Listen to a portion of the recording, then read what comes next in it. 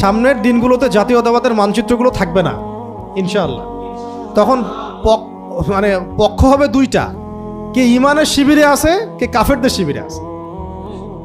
এটা মানুষ বুঝতে পারতেছে না যে সামনে এই মানচিত্রের প্যাটার্নগুলো এমন থাকবে না। তো কে ইমানের পক্ষে আছে, কে কাফেরদের পক্ষে আছে, এইটা হবে সামনের ব্যাটল।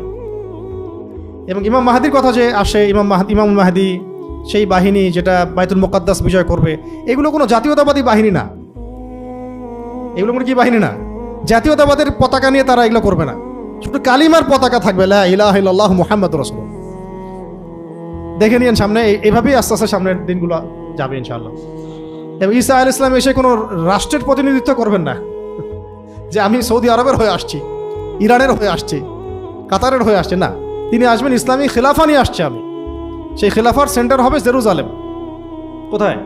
জেরুজালেম। সেখান থেকে তিনি পুরো ওয়ার্ল্ডটাকে শাসন করবেন। এটা হলো ফিউচার, ওয়ার্ল্ডের ফিউচার। আমরা আমাদের দৃষ্টিভঙ্গি অনেকটা অন্ধত্বের মধ্যে চলে আসছে। এইভাবে ব্যাখ্যা করবেন না। তো ইলমি যোগ্যতা বলতে আমি যেহেতু ইয়াং ভাই সবাই এক বাক্যে বলতে চাই যে কোরআন সুন্নাহর যে বেসিক জ্ঞান সেটা তো হাসিল করতে হবেই। এর সাথে সমসাময়িক বিশ্বকে ডিল করার জন্য যত জ্ঞান দরকার, যে যে সেকশনে পড়ি সেই সেকশন থেকেই অর্জন করতে হবে। এবং অর্জন করা খুব বেশি দরকার ছিল আগে, এখনও দরকার। যদি না হয় তাহলে আমরা রাষ্ট্রের এই বড় সমস্যাগুলো আমরা মোকাবেলা করতে পারবো না। আর আমাদেরও দোষ আছে। আমরাও তো নিজেরা কাজ না করেই শুধু আঙ্গুল তুলি একজনের দিকে। আমরা কতটুকু চেষ্টা করলাম। এটা সত্য যে এদেশে প্রতিভার মূল্যায়ন খুব কমই হয়। এবার এটাও সত্য আমরা এগুলো দোহাই দিয়ে আবার নিজেরাও পিছুপা হয়ে যাই। আমরা চেষ্টা করি, দেখা যাক কি হয়। এক সময় না এক সময় তো এমন কোনো শাসক, এমন কোনো সরকার বা এমন কোনো মানে কর্তৃত্বশীল আসবেন আমাদের উপর ইনশাআল্লাহ, যারা এগুলোকে মূল্যায়ন করবেন। যখন দেখেন এই যে ঈদের সময় এত অ্যাক্সিডেন্ট হলো, এতগুলো মানুষ মারা গেলেন, আল্লাহ পাক শহীদের মর্যাদা দান করেন। আর এই যে ভোগান্তি, জনভোগান্তি, জুলাইয়ের যে অভ্যুত্থানের পরে 5-7 দিন কিন্তু এমন কোনো সমস্যা হয় নাই। রাস্তাঘাটে কন্ট্রোলে কারা ছিল? ছাত্ররা। তাদের কোনো ট্রেনিং ছিল? ট্রাফিক ট্রেনিং ছিল, পুলিশের ট্রেনিং ছিল, রাস্তায় কোনো সমস্যা হয় নাই। তার মানে প্রতিভা, যোগ্যতা সব দেওয়া হয়েছে আপনাদেরকে, আমাদেরকে। যদি আমরা সেটা মূল্যায়ন করতে পারি তাহলে আমরা ভালো করতে পারবো। সেই মূল্যায়ন আমাদের করতে দেওয়া হচ্ছে না। এমন একটা সময় আসতে পারে, এমন অভ্যুত্থান হতে পারে যখন তাওহীদপন্থীরাই ইনশাআল্লাহ আল্লাহ পাকের রহমতে ক্ষমতায় চলে যাবে। তখন সব প্রতিভাগুলোকে মূল্যায়ন করা হবে ইনশাআল্লাহ। এখন হয়তো হচ্ছে না, আপনি সেই স্কোপ পাচ্ছেন না। তো এখন সামনের দিনগুলোতে বিশ্ব যেভাবে এগিয়ে যাবে ইনশাআল্লাহ, আমাদের প্রস্তুতি সেরকম নাই। তো সেই প্রস্তুতির অংশ হিসেবে দিন প্রতিষ্ঠা যদি আমরা করতে চাই তাহলে অবশ্যই ইলমি যোগ্যতা হাসিল করতে হবে। এই ইলম মানে আমি শুধু এককেন্দ্রিক জ্ঞানকে বোঝালাম না, আমি কি বললাম, যত রকম উপকারী জ্ঞান আছে সব জ্ঞানই আমাদের হাসিল করার চেষ্টা করতে হবে। ঠিক আছে ভাই? 2 নাম্বার, অনেক দেরি হয়ে গেল। 2 নাম্বার হচ্ছে সাহস। 2 নাম্বার কি? আমরা চাই না দিন আল্লাহর জমিনে কায়েম হোক। প্রত্যেক যুবককেই, তরুণকেই, মুসলিমকেই সাহসী হতে হবে। সাহসী না হওয়া পর্যন্ত দিন কায়েম হবে না। এখন এমন একটা অবস্থা হয়ে গেছে অনেক ক্ষেত্রে যে জ্ঞান আমার কাছে আছে ঠিকই, ইলম আমার কাছে আছে ঠিকই, কিন্তু সাহসিকতার সাথে আমি কথাটা বলতেই পারি না। কথা বলা হচ্ছে প্রাইমারি লেভেলের কাজ। এই যে সাহসিকতার সাথে 2-4টা কথা বলে দেওয়া, এটা খুব ইনিশিয়াল কাজ। আসলে দাওয়ার ক্ষেত্রে ইনিশিয়াল একটা কাজ এটা। পরে এটাকে আবার বাস্তবায়ন করার জন্য মাঠে নামা, সংঘবদ্ধ হওয়া, প্রচেষ্টা চালানো, প্রয়োজনে জান দেওয়া, মাল দেওয়া, ওইটা হচ্ছে বড় লেভেলের জিহাদ। প্রথম লেভেলটাতে কি? সত্য মিথ্যাকে স্পষ্ট করতে হবে, দাওয়াটা দিতে হবে, মানে সত্য কথাটা সাহস করে বলে ফেলতে হবে, এটা সত্য, এটা মিথ্যা, এটা হক, এটা বাতিল, এটা জায়েজ, এটা নাজায়েজ, এটা হালাল, এটা হারাম, এটা ন্যায়, এটা জুলুম, এটা স্পষ্ট করতে হবে। ওই স্পষ্টটাই তো আমরা করতে পারছি না। স্পষ্ট ফেসবুকে করলে হবে না তো, খালি ওখানে তো শুয়ে শুয়ে, মানে যে ইঁদুর, সেও শুয়ে শুয়ে মনে করে আমি সিংহ। ঠিক আছে? এটা তো জগৎ না, এটা তো ইলিউশন। এটা একটা ইলিউশন। ওখানে একটা ছবি দেখে মনে করেন যে একদম ঐক্য হয়ে গেছে সবার মধ্যে। মনে করেন 10 জন বসে আছে, এমনি হোটেলে দেখা হয়েছে, চা খাইতে বসছে, কেউ একটা পিকচার উঠাইছে, উঠে অনলাইনে দিয়ে দিছে, জনগণ এদিকে আনন্দে মাতোয়ারা, আলেমদের ঐক্য হয়ে গেছে রে ভাই, দেশটা এবার নিশ্চয়ই বিপদ থেকে বাঁচবে। একটা পুরা ধোকার একটা জগতে রাখা হয়েছে। দেখা হয়েছেই প্রথমবার, চা খাচ্ছে প্রথমবার, কেউ কারো বাসার ঠিকানাও জানে না, ঐক্য হবে কিভাবে? এইগুলো জগৎ নিয়ে পড়ে থাকবেন না, সাহসী হয়ে মাঠে ময়দানে কাজ করেন, মসজিদে, মিম্বরে, আপনার মক্তবে, মাদ্রাসায়, এগুলো বড় বড় খেদমত। অনলাইনে কি করতে পারি আমরা? সর্বোচ্চ ভালো কিছু বিষয় ছড়ানোর চেষ্টা করতে পারি, তাও এটাতে খুব একটা বড় লেভেলে কাজ আসলে হবে না। হ্যাঁ, তালিম হতো, তাদরিস হতো, একটা তানজিম ছিল তখন। এরপরে আস্তে আস্তে এটা সমাজে ছড়িয়ে যেত। প্রয়োজনে তারা মানে বিপদ ফেস করতেন, প্রয়োজনে হিজরত করতেন, প্রয়োজনে আঘাতের বদলে পাল্টা আঘাত হতো। এইভাবে দিনটা কায়েম হয়েছে। প্রযুক্তি কাজে লাগাবো, তবে আমরা প্রযুক্তির ধোকায় পড়বো না এবং অপব্যবহারে পড়বো না। আল্লাহ পাক আমাদেরকে বোঝার তৌফিক দান করে। আর এটা এটা এটা মানে কাফেরদের জন্য একটা বড় অস্ত্র এটা, এই প্ল্যাটফর্মগুলা। কারণ যখনই দেখবে যে কোনো একটা বিষয়ে খুব ভালো রাইজ করছে বা তাদের জন্য থ্রেটনিং, যে কোনোভাবে তারা এটাকে ফেলে দেওয়ার চেষ্টা করবে, মিডিয়া দিয়ে, প্রিন্ট মিডিয়া দিয়ে, ইলেকট্রনিক মিডিয়া দিয়ে, বা কোনো ইস্যু সৃষ্টি করে, বা ওদের কন্ট্রোলিংয়ে যা আছে হ্যাক করে, হ্যাক করে হোক, রিচ কমায় দিয়ে হোক, বা আপনাকে ডমিনেট করে হোক, বা কাউন্টার একটা বয়ান তৈরি করে হোক, আপনাকে ধ্বংস করবে। আর এটার সাইড এফেক্ট এটাও যে ওইখানে আপনি আপনার অবস্থানকে সবচেয়ে বেশি মূল্যায়ন করেন। তখন ওখানে মানুষ আমাকে ভালো বলছে না খারাপ বলছে, ওখানে আমাকে মানুষ কতটা লাইক দিল, কতটা শেয়ার দিল, ওখানে মানুষ আমাকে নিয়ে কী বলছে, ওইটা আপনার কাছে মাথায় ঘুরতে থাকে। তখন আপনি চিন্তা করেন যে ওখানে আমাকে ভালো হতে হবে, নিজেকে ওইখানে পবিত্র সাবিত করতে হবে। এই জন্যে বাংলাদেশে সব আল্লাহর ওলি যারা, তারা সব ফেসবুকেই থাকে, কোনো গোনা নাই তাদের, খুব মানে মাসুম, নিষ্পাপ, আর নিজেকে এমনভাবে উপস্থাপন করে যে আমার কোনো গোনাই নাই ভাই। আবার কথা বলার সময় অনেক সময় এমন টেকনিক্যাল কথা হয় যাতে ডান পক্ষ আমাকে চড় না মারে, বাম পক্ষ চড় না মারে, left hand side is equal to right hand side proof থাকে আর কি, মাঝখানে থাকে আর। সড়কে এতগুলো প্রাণ ঝরে গেল, এ দায় আর কে নিবে? এই স্ট্যাটাসটা দিলে কোনো সমস্যা নেই তো, ডানেও কেউ কিছু বলবে না, বামেও কেউ কিছু বলবে না। কবে এই জাতির উন্নতি হবে? আরে এতগুলো প্রাণ চলে গেল। বলেন আপনি যে এটা একটা অন্যায়, যিনি দায়িত্বে আছেন তাকে জবাবদিহি করতে হবে। সহজ কথা বলেন, সরাসরি কথা বলেন। ওয়াকুলু কাওলান সাদীদা, আল্লাহ পাক কি বলেছেন? সরাসরি স্পষ্ট করে কথা বলো। আল্লাহ পাক বলেছেন সূরা আহজাবের মধ্যে, ইয়া আইয়ুহাল্লাযীনা আমানু ইত্তাকুল্লাহ, আল্লাহকে ভয় করো। ওয়াকুলু কাওলান সাদীদা, সরাসরি সহজ করে স্পষ্ট কথা বলো, তাহলে ইউসলিহ লাকুম আমালাকুম, তোমাদের সব আমলের ইসলাহ আমি করে দেব। ওয়া ইয়াগফির লাকুম যুনুবাকুম, তোমাদের সব গুনাহ মাফ করে দেব। ওয়া মান ইউতিইল্লাহ ওয়া রাসূলাহু ফাকাদ ফাযা ফাওজান আযীমা। তাই তো আমরা সবাই পড়ি এগুলো। সাহসিকতা দরকার। এই সাহসিকতা বলতে আমি এখন এটা বোঝাচ্ছি না যে আপনি একদম ওই যে রাস্তায় নেমে ওই যানজট হচ্ছে, 10 জন নামলে লাঠি রটা নিয়ে একদম সব ক্লিয়ার করে দেব না রে, সব ক্লিয়ার করে ফেলি রাস্তাঘাট। সাহসিকতার সাথে বিষয়টা এরকম বোঝাই নাই, কোনো আবেগ, ইলিউশন, হাইপ না। মানে আমরা প্রথমে হকটা চিনবো, জানবো, হকটাকে সাহসের সাথে প্রচার করব, হকটাকে সাহসের সাথে প্রচার করব, লিখবো, বলবো, প্রচার যত মাধ্যমে প্রচার করা যায় প্রচার করবো। এরপরে এটাকে প্রতিষ্ঠার জন্য যেভাবে সাহসিকতা প্রদর্শন করা দরকার সেভাবে আপনারা করবেন ইনশাআল্লাহ। এবং এই ব্যাপারে আপনারা আমাদের চেয়ে অনেক বেশি সাহসী, আলহামদুলিল্লাহ। এটা আমরা বিশ্বাস করি যে যদি বাংলাদেশের তরুণ সমাজকে হকটা বোঝানো যায়, এটা কায়েম করার ক্ষেত্রে তারা আমাদের চেয়ে বেশি সাহসী হবে ইনশাআল্লাহ। কোনো কোনো ক্ষেত্রে আমরা শুধু বলতে পারি, কোনো কাজ করতে পারি না, তো সেই কাজটা আপনারা করে দেখাবেন, ঠিক আছে? কারণ অনেক প্রতিবন্ধকতা থাকে, আর যখন আল্লাহ রাব্বুল আলামিন আমাদেরকে জামাহ করে দিবেন তখন এগুলো কেটে যাবে ইনশাআল্লাহ, ঠিক আছে? এটা হলো সাহসের কথা। কারণ এটা খুব দুঃখজনক যে অনেকের কাছে অনেক দিনের জ্ঞান আছে, সাহসিকতা নাই,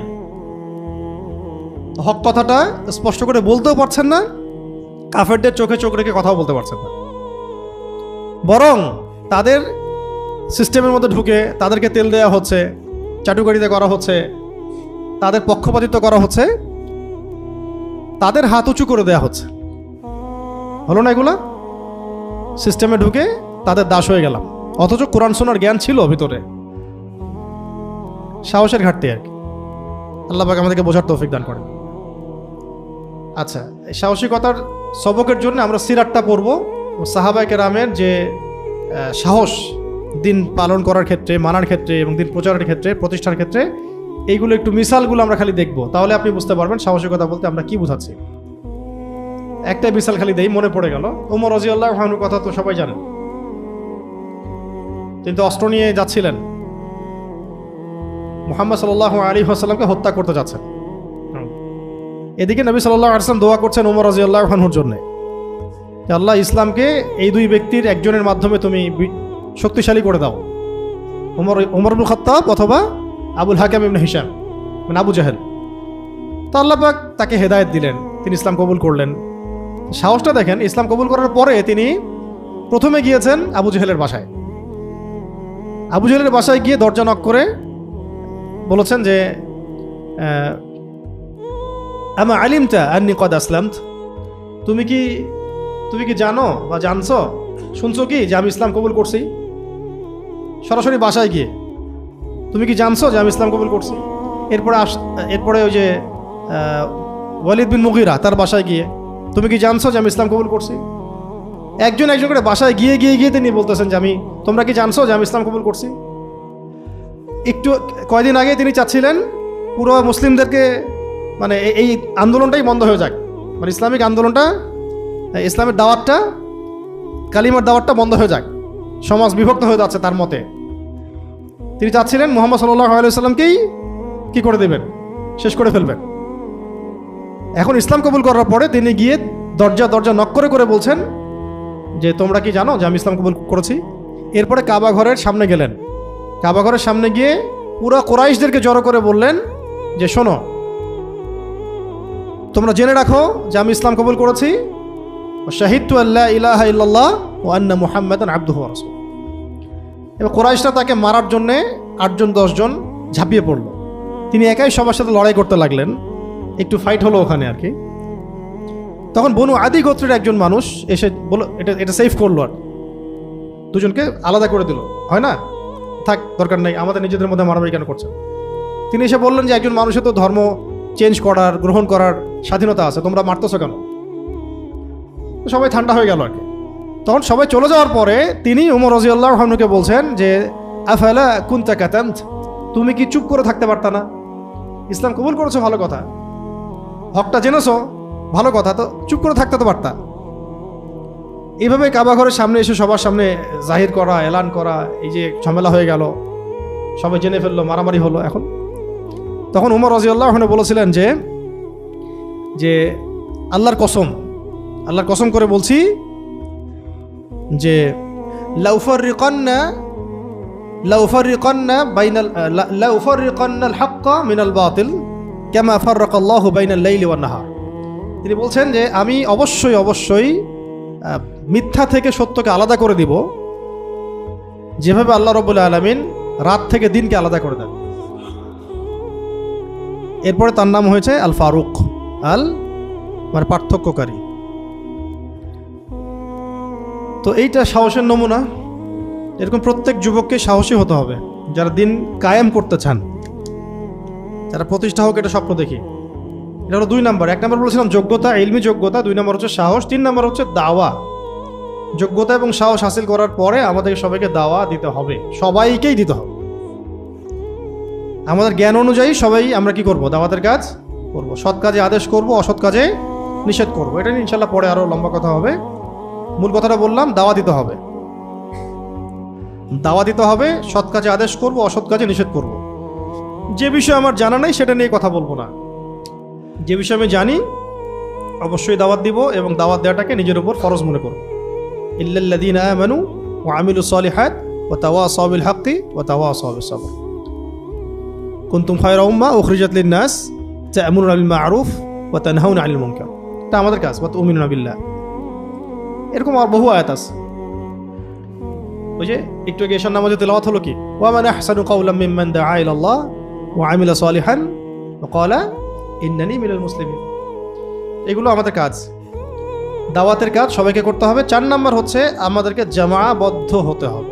কি হতে হবে? জামাআবদ্ধ হতে হবে। জামা মানে আবার কোনো একটা ছোট্ট দল তৈরি করা ফেরকা না।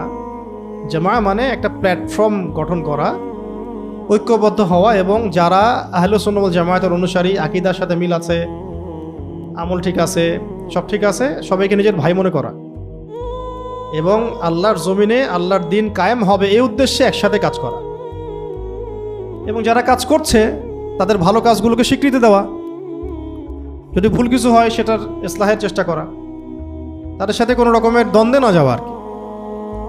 জামাবদ্ধ হওয়া মানে আমাদের একসাথে থাকা, ঐক্যবদ্ধ হওয়া, এবং সেটা একটা, আপনারা তো চিন্তা করেন বড় করে একটা দল হবে বাংলাদেশে, এরকম না।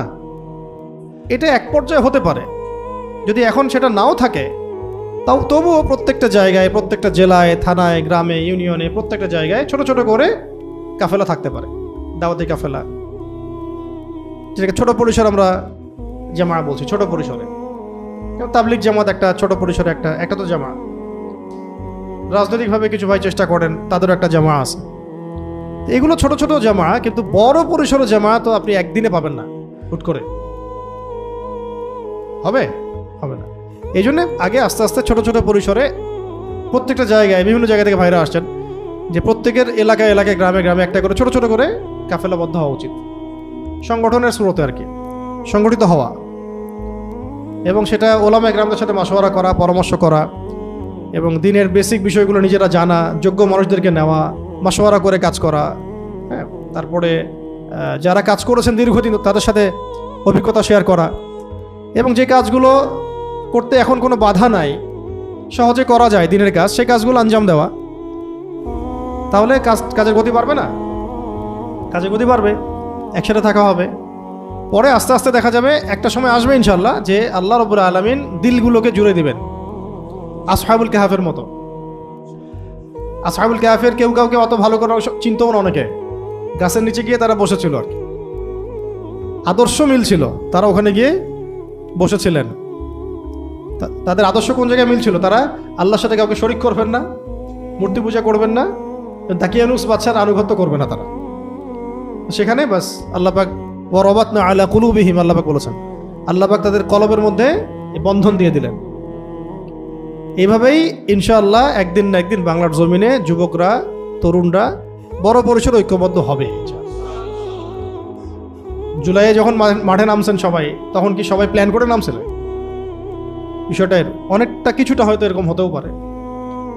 ইসলামের জন্য যারা নামবে তারা ইসলামের জন্যই নামবে, তবে ইসলামের বিপ্লবগুলো আবেগে হয় না, একটা কনস্ট্রাকটিভ প্ল্যান নিয়ে আগাতে হয়, সুদূর প্রসারী একটা প্ল্যান নিয়ে আগাতে হয়। তো জামাবদ্ধ হওয়াটা জরুরি বিষয়। আমরা নিজেরা আগে যোগ্য হই, সাহসিকতার সাথে দাওয়াতের কাজ করি, সৎ কাজে আদেশ করি, অসৎ কাজে নিষেধ করি, এবং যে যার মতো করে ছোট ছোট পরিসরে আমরা জামাবদ্ধ হওয়ার চেষ্টা করি। আর ওলামা একরামদের সাথে মাশওয়ারা করে চলবো, একসাথে থাকবো। তার একসাথে থাকলে সুবিধা হচ্ছে একে অপরের সাথে আমলের প্রতিযোগিতা হবে। কোনো এক ভাই একটা কাজ করছে, সেটা দেখে আমার ভালো লাগবে, আমি সেটা করতে চাবো, কাজের স্পৃহা বাড়ে। এবং অবশ্যই একজনকে নেতা রাখতে হবে আর কি আপনার মধ্যে। সবাই নেতা হলে মুশকিল আছে, সবাই নেতা হলে আবার ওই জামা টিকে না, এটা আবার এদেশের সমস্যা। সবাই নেতা, কেউ কাউকে মানতে চায় না, মানে আলেম, এক আলেম আর এক আলেমকে মানতে পারতেছে না, সেখানে আপনাকে মানবে কিভাবে? একজন আলেম ধরেন আরেকজন আলেমকে মানতে পারতেছে না, তা আপনাকে মানবে কিভাবে? এই জন্য এমন কিছু কাজ করা যেগুলো সবার জন্য উপকারী হয়, সামাজিক, সোশ্যাল কাজ, যুবকদেরকে নিয়ে, শিক্ষা নিয়ে, অর্থনীতি নিয়ে, ঠিক আছে, নারী ও শিশু, ইয়েতিম প্রকল্প, মানে এমন অনেক কাজ আছে যেগুলো সব জায়গায় গ্রহণযোগ্যতা পাবে। এবং এদেশে সবচেয়ে বেশি দরকার হলো এখন ইলমি কাজ, জামাবদ্ধ হওয়া, ইসলাহের কাজগুলো, অর্থনীতির ভিত্তিগুলোকে শক্ত করা, এবং বিশ্বের প্রেক্ষাপট সব কিছু সবার সামনে উপস্থাপন করা, এবং দিন কায়েমের জন্যে নিজের সর্বস্ব বিসর্জন দেওয়ার মানসিকতা তৈরি করা। তো এক কথায় আমাদের সবাইকে জামাবদ্ধ হওয়ার ফিকির করতে হবে, চেষ্টা করতে হবে। আল্লাহ পাক আমাদের সবাইকে তৌফিক দান করেন।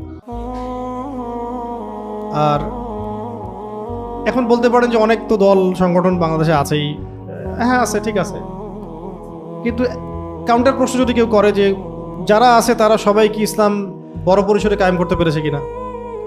উত্তর তো আসবে না। তাহলে এখনও ওই বিষয়টার ঘাটতি অবশ্যই বাংলাদেশে আছে, যেটা এখনও হয় নাই। এখনও অবশ্যই সেই বিষয়টার ঘাটতি দেশে আছে, যেহেতু দেখছি আমরা ওই পর্যায়ে যেতে পারি নাই। তো এখন যারা এক্সিস্টিং, তাদের ভালোগুলো তো আমরা অবশ্যই ভালো বলে স্বীকৃতি দিব, তাদের সাথে আমরা মিউচুয়াল আন্ডারস্ট্যান্ডিং রাখবো, মাশওয়ারা হবে। কিন্তু বিকল্প প্ল্যাটফর্মও দরকার আছে, যেগুলো সময় বুঝে, সময়ের পালস বুঝে, কখন কি করতে হবে সেগুলো বুঝে, এবং যেটা পুরোপুরি সিরাতের আদলে হবে, পুরোপুরি সিরাত এবং সুন্নতের আদলে হবে। এবং তারা প্রত্যেকে যোগ্য হবে, প্রত্যেকে, ইচ অ্যান্ড এভরিবডি যোগ্য হবে। এখানে মাথা গোনা হবে না, মাথার ভিতরের মগজকে মূল্যায়ন করা হবে। এরকম প্ল্যাটফর্মে কথা বলছি আর কি, এরকম জামায়ার কথা বলছি, যে মাথা সংখ্যা গোনা হবে না, খালি সংখ্যা এখানে বড় বিষয় না। বড় বিষয় হচ্ছে সে ব্যক্তির কলব এবং মস্তিষ্ক, তার হৃদয়ের অবস্থা কি এবং তার মাথার অবস্থা কি, তার ভিতরে কি আছে। এরকম ডিনামাইট জামা কিন্তু বাংলাদেশে আসলে খুব একটা নাই। হ্যাঁ, ইচ অ্যান্ড এভরিবডির মধ্যে ওই জজবা, কলব পরিচ্ছন্ন, প্রতিভাবান, এরকম জামা তৈরি করা খুব সহজ কাজও না, কঠিন। আমরা তো চাই যে একটা দল খুলি, লাখ লাখ মানুষ ফর্ম ফিল আপ করুক, ব্যাস এটা দিন কায়েম হয়ে যাবে। আদতে হয়েছে কি এভাবে? হয় না। ইসলামের ইতিহাসেও ওই দেখবেন অল্প অল্প কিছু মানুষকে নিয়েই বড় বড় যুদ্ধ হয়েছে এবং বড় বড় বিজয়গুলো এসেছে। জামায়াবদ্ধ হওয়াটা একটা কাজ, এটা আমি বলে দিলাম কোন ক্ষেত্রে জরুরি। এটা যারা দিন প্রতিষ্ঠা করতে চান, কারণ এটা আপনি একা একা করতে পারবেন না, ঐক্যবদ্ধ হতেই হবে। কাদেরকে নিয়ে হব? যারা ঐক্যবদ্ধ হতে চায়, সেই মেজাজ রাখে, সেই যোগ্য এবং সেই স্বপ্ন দেখে। অন্যরা কে কি করলো, কার ভালো হলো, কার খারাপ হলো, সেটা নিয়ে আলোচনাও করার দরকার নাই। স্বপ্নবাজ মানুষরা স্বপ্ন সামনে রেখে তাদের মতো করে আগাক। এটা কে করবে, কবে করবে, কাদের ধারা হবে, সেটা আল্লাহ ভালো জানেন। এখন যারা যারা কাজ করছে তাদেরকে আমরা সাধুবাদ জানাবো, এবং যারা নতুন করে প্ল্যাটফর্ম করতে চায় আমি সেটাকেও সাধুবাদ জানাবো।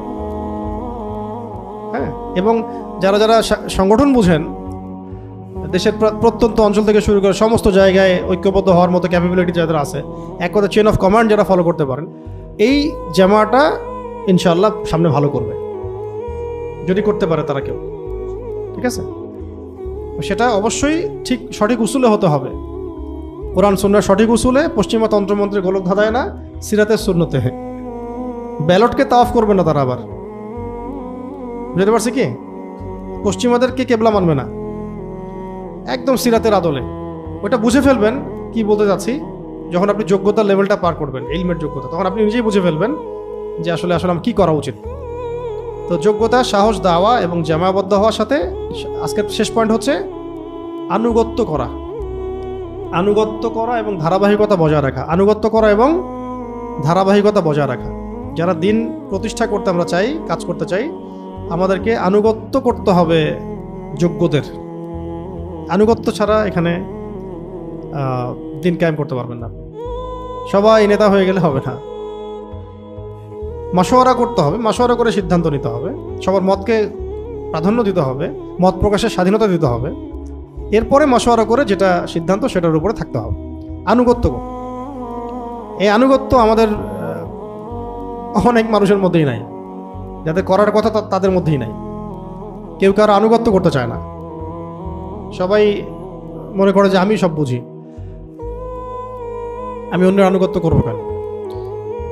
আনুগত্যহীনতার কারণে অনেক বড় বড় প্ল্যাটফর্মগুলোও ঝরে পড়ে গেছে, ভেঙে গেছে, অভ্যন্তরীণ তারা ফাটল সৃষ্টি হয়ে গেছে, এক দল থেকে 4-5টা দল হয়ে গেছে, হয় নাই? আনুগত্যের সবকটা সবচেয়ে আগে জরুরি, এটা আনুগত্য থাকতে হবে। আল্লাহর জন্য আনুগত্য, যে কাজটা কোরআন সুন্নাহর মাফিক হচ্ছে সেখানে আনুগত্য করতে হবে। যদি ভুল কিছু করে দায়িত্বশীল বা কেউ, সেক্ষেত্রে ইসলাহ করতে হবে, সংশোধন করতে হবে। ঝগড়াঝাটি করে সব ধ্বংস করে দেওয়া যাবে না। খুব কঠিন কাজ, দিন কায়েমের কাজ, বড় পরিসরে দিনকে বিজয় করার যে কাজটা, এই কাজটা এত সহজ না, অনেক কঠিন কাজ। আপনারা খালি খেয়াল করে দেখেন, সেকুলাররা, বামপন্থীরা, ডেমোক্রেটিকরা, তারা ওদের কাজে কত বেশি আনুগত্য প্রদর্শন করে। ওদের তো ওই ওই আন্দোলনে তো কোনো পরকালীন উদ্দেশ্যই নাই। তারপরেও কোনো নেতা যদি রাস্তায় নামে, ওই নেতার গাড়ির টায়ারের পাশে এরা যেভাবে তাওয়াফ করে, ঘুরপাক খায়, আত্মপ্রদর্শনীতে লিপ্ত হয়, মনে হয় যেন তারা এদের ইবাদত করতেছে, মনে হয় যেন তারা এদের ইবাদত করতেছে। তার চোখে একটু ভালো হইতে হবে। অথচ ওদের পরকালীন কোনো কনসেপ্ট নাই। এই মুভমেন্টের পরকালীন কোনো গোল নাই। গোল একটাই, ক্ষমতা দখল করা। আর যেখানে আপনি ইসলাম কায়েম করতে যাচ্ছেন, সেখানে কি পরিমাণ আনুগত্য দরকার আমিরের বা নেতৃস্থানীয়দের, এটা বুঝলেই ভালো। না বুঝলে আর আপনার দ্বারা হবে না কিছু। যারা বুঝবে না, ওদের দ্বারা আসলে কিছু হবে না। তো আনুগত্য এবং ধারাবাহিকতা এগুলো বজায় রাখলে পরে আশা করা যায় যে আস্তে আস্তে আমরা বড় পরিসরে যেতে পারব। তো আজকে আমরা আলোচনা করলাম মাত্র 2টা পয়েন্ট থেকে। একটা পয়েন্ট ছিল যে আমরা সবাই চাই নিজে জান্নাতি হতে, জাহান্নাম থেকে বাঁচতে। এটার জন্য বহুত কাজ আছে, তার মধ্যে আমরা আজকে 5টা কাজের কথা বলেছি। 1 নম্বর হলো সালাতের ইহতেমাম করা, 2 নম্বর ছিল কোরআন তেলাওয়াতের ইহতেমাম করা, 3 নম্বর মামুলাত এবং জিকির আজগার যেগুলো আছে এগুলোকে গুরুত্বের সাথে আদায় করা, 4 নম্বর দোয়া, বেশি বেশি দোয়া করা, দিনের একটা অংশে অন্তত পক্ষে আল্লাহ পাকের কাছে দোয়া করা, মোনাজাত করা, কান্নাকাটি করার চেষ্টা করা। আর 5 নম্বর হচ্ছে মুহাসাবা, আমি আজকে সারাদিনে কি করলাম, ভালো হলে কি আলহামদুলিল্লাহ, যদি খারাপ হয়ে যায় তাহলে আস্তাগফিরুল্লাহ। আর আমাদের একটা স্বপ্ন হলো আমরা সবাই চাই নিজে জান্নাতি হব এবং দ্বীন ইসলাম আল্লাহর জমিনে কায়েম হবে। তো কায়েম করার জন্য সবার আগে কি লাগবে? যোগ্যতা, ইলমি যোগ্যতা। 2 নম্বর লাগবে সাহস। 3 নম্বর দাওয়াত, মানে সৎ কাজে আদেশ করা, অসৎ কাজে নিষেধ করা। 4 নম্বর ঐক্যবদ্ধ হওয়া, জামাবদ্ধ হওয়া মানে ঐক্যবদ্ধ হওয়া। জামাবদ্ধ বললে আবার এটা ওই পলিটিক্যাল পরিভাষায় নিয়ে যেতে পারে আর কি, জামাত ইসলাম এর নতুন ভার্সন এগুলা, ঠিক আছে? তো জামা শব্দটা তো আরবি শব্দ, মানে একটা ঐক্য। বাংলায় বলবেন ঐক্যবদ্ধ হতে হবে, ঠিক আছে? তাহলে আর কোনো কথা নাই। আমাদেরকে ইসলামের স্বার্থে, দিন কায়েমের স্বার্থে ঐক্যবদ্ধ হতে হবে। বড় বড় প্ল্যাটফর্মগুলো ঐক্যবদ্ধ হতে হবে, এটা যেমন একটা সুরত। যদি বড় বড় প্ল্যাটফর্মগুলো একে অপরের সাথে ঐক্যবদ্ধ না হয়, তাহলে আল্লাহ পাক তো কারো মুখোপেক্ষী না। আল্লাহ চাইলে আরো নতুন প্ল্যাটফর্ম জন্ম দিতে পারেন। যেহেতু আমরা দেখছি যে বহু প্ল্যাটফর্ম বিভক্ত এবং কেউই সেই গোলে এখন পর্যন্ত যেতে পারেন নাই, যারা যাওয়ার চেষ্টা করছেন অনেকে সুরত ঠিক নাই, তরিকা ঠিক নাই, সেখানে বিকল্প প্ল্যাটফর্ম কেন দরকার না? অবশ্যই দরকার, এবং সেটা ছোট ছোট করে গড়ে উঠতে থাকুক। আল্লাহ চাইলে বড় পরিসরে আল্লাহ নিয়ে যাবেন, কারণ কাজ করার অধিকার সবার আছে, যারা যোগ্য। আর যাকে আল্লাহ কবুল করবেন, যে মেহনত করবে, সেই সাফল্য অর্জন করবে। নাম দিয়ে আর কি যায় আসে? একটা নাম দিয়েছেন, ধরো একটা নাম দিলাম খুব সুন্দর, এবং সেই সংগঠনের 50 বছরের হিস্ট্রি আছে, এর মানে এই না যে এই সংগঠনই দিন কায়েম করতে পারবে। যে হিসেবে যে যোগ্য হবে, মুজাহাদা চালাবে এবং যে ধারাবাহিকতা বজায় রাখতে পারবে, যাদের মধ্যে আনুগত্য থাকবে, শৃঙ্খলা থাকবে, তারা ভালো করবে। আর এই যে জুলাই হলো, নতুন নতুন কত নাম উঠে আসলো। জুলাই হওয়ার আগে তো বাংলাদেশে অনেক সংগঠন ছিল কি না? ওই প্ল্যাটফর্মগুলো তো এটা স্টার্ট করতে পারে নাই। আপনারা করেছেন বৈষম্য বিরোধী ছাত্র আন্দোলন, তারপর ওখান থেকে শুরু হলো। ওটার নাম আগে কে জানতো? আপনারাই বলেন, 2 বছর আগে কে জানতো যে এমন কোনো নাম আসবে, আর এই নামে একটা সংগঠন হবে, একটা আন্দোলন হবে, তারপরে সবাই আসবে, জড়ো হবে এবং ফ্যাসিস্টের পতন হবে? কে জানতো? কেউ জানতো? এরকমই আমরা কেন মনে করি যে যেগুলো আছে এগুলো দিয়েই সব হবে? কি হচ্ছে এটা তো আমাদের সামনে স্পষ্ট। ব্যালটে তাওয়াফ হচ্ছে খালি, আর এক তাগুতের দাসত্ব, ওই তাগুত চলে গেলে আরেক তাগুতের দাসত্ব, এই তো চলতেছে। অবাক হয়ে গেলাম এই বিষয়টা দেখে বাংলাদেশে এবার, যে 18 বছরের জুলুম থেকে শিক্ষা নেওয়া হলো না, আবার ঘুরে ফিরে তাগুতের আনুগত্য শুরু হলো, দাসত্ব শুরু হলো, হাত উঁচু করে দেওয়া শুরু হলো, সাপোর্ট করা শুরু হলো। এবার তাদের সব পাপের ভাগিদার নেবেন, সাপোর্ট তো দিয়েছেন। যদি কেউ পাপ করে, এখন অন্যায় করে, জুলুম করে, এই জুলুমের ভাগিদার তো আপনাকেও নিতে হবে। দাড়ি টুপি নিয়ে তো আপনি সাপোর্ট করছেন তাকে। সব ঢুকে গেল ভিতরে, নিজের গায়রত, ব্যক্তিত্ব, স্বতন্ত্রতা সব বিসর্জন দিয়ে গোলালু হয়ে গেল।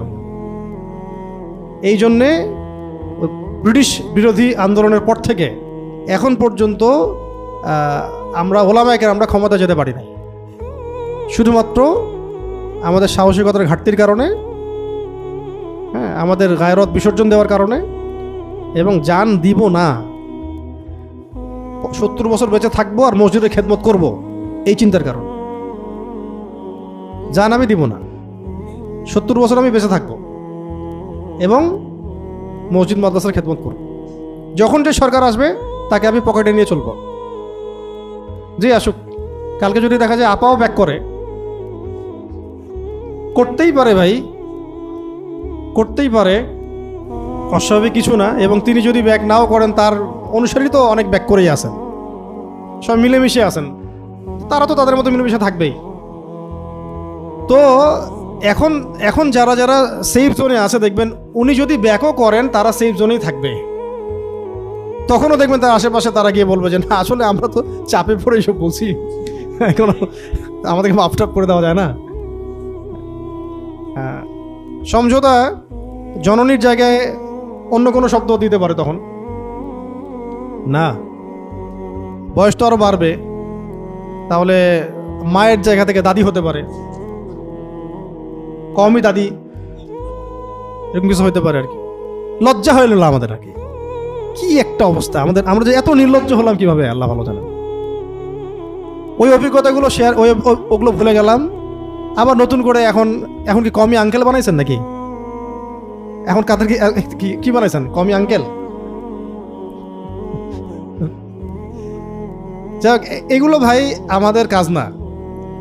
আমাদের কাজ হচ্ছে সব মহলে দাওয়াতের কাজ করা, কাউকে আন্ডারস্টিমেট করা না। আবু জেহেলও যদি সামনে দাঁড়ায়, তাকে দাওয়াত দিতে হবে, তাকে তেল মারতে হবে না, তাকে দাওয়াত দিতে হবে। কথাটা আমার কথা একদম স্পষ্ট হয়। এখানে প্রশাসন হোক, ডিজিএফআই, র্যাব, পুলিশ, আর্মি, আপনার রাজনৈতিক নেতৃবৃন্দ, বিএনপি বলেন, আওয়ামী লীগ বলেন, জাতীয় পার্টি বলেন, এনসিপি বলেন, যে আসুক, ইসলামের দাওয়াতটা দিবেন তাদের। শরিয়ার দাওয়াত, খিলাফার দাওয়াত, ইমারার দাওয়াত, সিরাতের দাওয়াত, তাওহীদের দাওয়াত, এগুলো আল্লাহ পাক চাইলে তাদের হাতে হবে। তারা যদি কবুল করে, তাদের হাতেই হয়ে যাবে। তখন তো ওখানে আপনার কোনো কনফ্লিক্টের দরকারই নাই। দাওয়াতের মধ্য দিয়েই দিন কায়েম হয়ে গেছে আলহামদুলিল্লাহ, এবং কাজ তো হচ্ছে। তারা সরাসরি অনেকে শরীয়তের কথা, শরিয়া কায়েম করবে এগুলো বলতে পারছেন না, কিন্তু অনেকে তো ইনসাফ কায়েম করার কথা বলছেন। নিজের এলাকায় এত চেষ্টা করছেন না? এই যে একটা জেনারেশন চেঞ্জ হচ্ছে, হলো তো কিছু, এরকম করে আরো 10 বছর চেষ্টা করেন, আবার চেঞ্জ হবে ইনশাল্লাহ। একদিনে তো হবে না ফলাফল। তাই সবাইকে দাওয়াত দিতে হবে, কাউকে আমরা তেল দিব না। সম্মানীকে সম্মান দিব। সম্মানীকে কি দেব? সম্মানীকে সম্মান দিতে হয়। আবু সুফিয়ান রাদিয়াল্লাহু আনহু ইসলাম কবুল করেছেন, নবী সাল্লাল্লাহু আলাইহি ওয়াসাল্লাম কি তাকে তাড়িয়ে দিয়েছেন? বলেছেন যে আবু সুফিয়ানের ঘরে কেউ আশ্রয় নিলে সে নিরাপদ, তাকে সম্মান দেওয়া হয়েছে। পরবর্তীতে তার বড় ভূমিকা ছিল ইসলাম বিজয়ের, ইয়ারমুকের যুদ্ধে। সম্মানী ব্যক্তিকে সম্মান দিতে হবে। চাটুকারিতা, হ্যাঁ, দাসত্ব, তেল মারা, তেলবাজি, এইসব না। এগুলো করে করে আমরা আমাদের অবস্থান হারিয়ে ফেলেছি। এবং আপনাকে তারা জাস্ট ওই মাথা গুনে আর কিছু না। তারা জানে যে